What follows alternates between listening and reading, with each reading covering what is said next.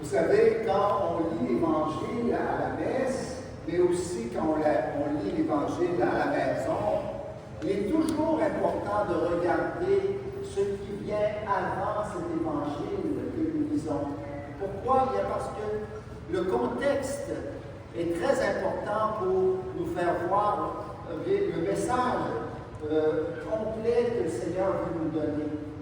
Et aujourd'hui, bien, pour pouvoir mieux comprendre l'Évangile, il faut voir ce qui précède ces dimanches derniers, où justement Jésus nous partageait la parabole de l'homme riche qui avait gagné, ou plutôt qui avait produit une récolte extraordinaire.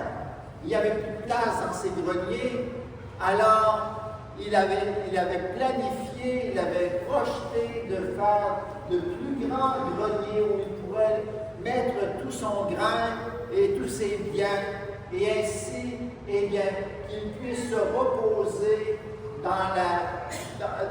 pour pouvoir justement jouir de la vie et être heureux.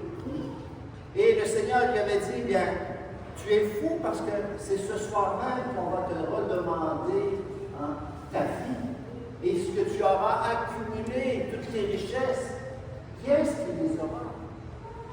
Et alors, bien, justement, le Seigneur veut, à travers cet évangile aujourd'hui, répondre ou donner une réponse à cet homme riche qui pensait que c'était ses richesses qui étaient son assurance bonheur, assurance vie.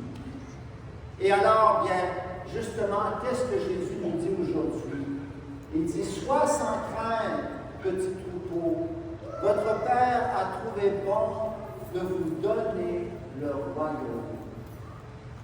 Les paroles que j'aimerais mettre l'accent, sur lesquelles j'aimerais mettre l'accent, c'est et votre Père a trouvé bon de vous donner le royaume.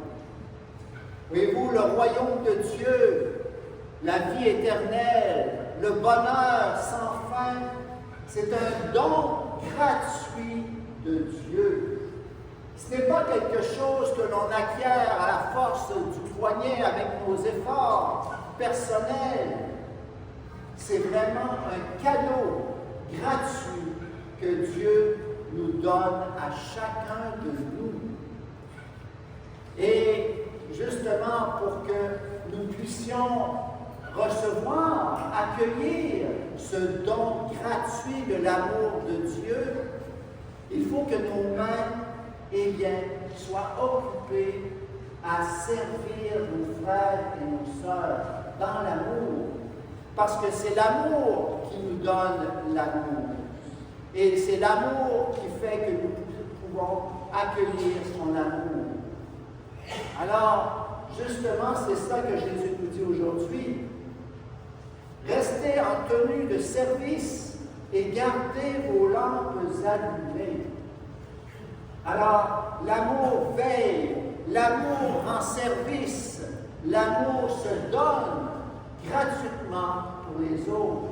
Et quand nous faisons cela, nous sommes prêts à recevoir le royaume de l'amour de Dieu, notre Père. Vous allez me dire peut-être, oui, c'est bien beau tout cela, tout ce que vous dites, mon Père, mais être serviteur, être au service de tous, 24 heures sur 24, moi, je ne suis pas capable, parce que je dors la nuit, et je ne suis pas toujours en état de veille pour servir et aimer. Et c'est bien vrai tout cela.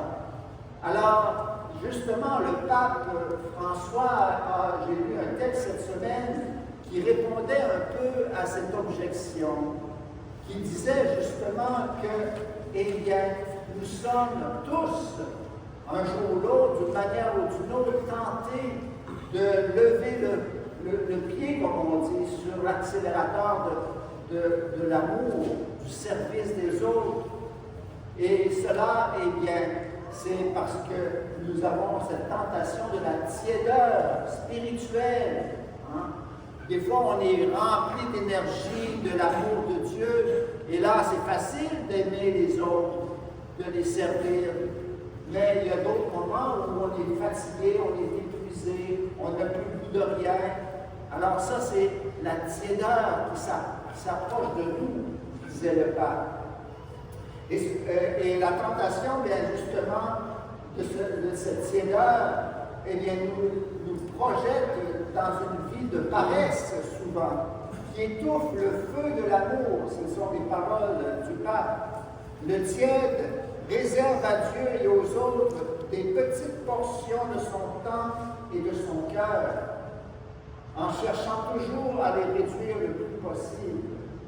Alors, quand on est non plus sur l'esprit du service, eh bien, l'esprit de tiédeur fait en sorte qu'on donne le moins possible, hein, à Dieu et aux autres. Et la vie, alors, perd du goût. Elle devient comme un thé, nous dit le pape François, qui, lorsqu'il se refroidit, ne peut plus se boire. En fait, le tiède, eh bien, il va se recroqueviller sur lui-même. Et en se recroquevillant sur lui-même, sur ses richesses qu'il possède, eh bien, il se ferme à l'amour de Dieu. Il se ferme au don de Dieu. Il ne peut plus alors accueillir le royaume.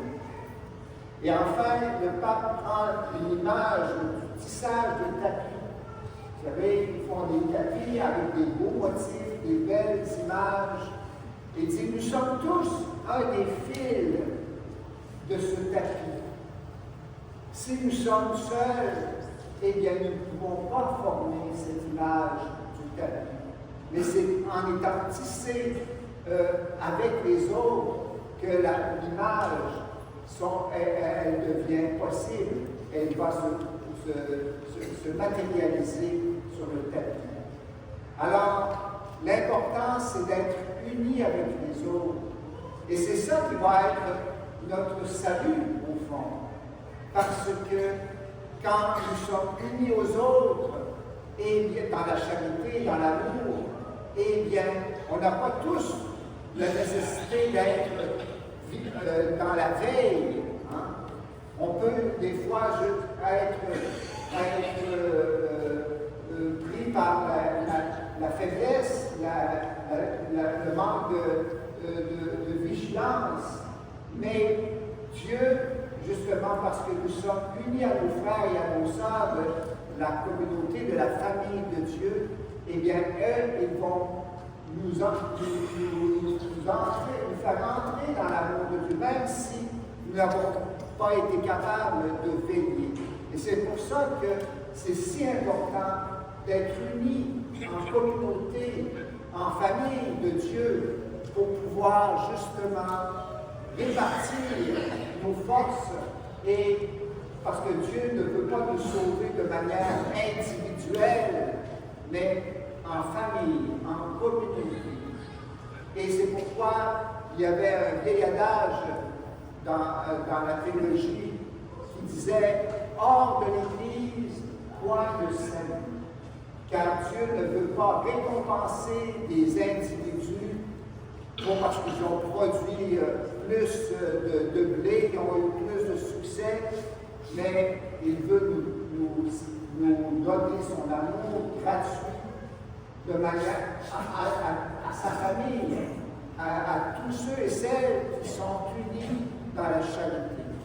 Alors demandons au Seigneur durant cette Eucharistie de savoir tisser nos vies chrétiennes, hein, à celles de nos frères et de nos sœurs, pour pouvoir bénéficier justement, obtenir la grâce de la persévérance et dans ce service d'amour auquel le Seigneur nous appelle tous.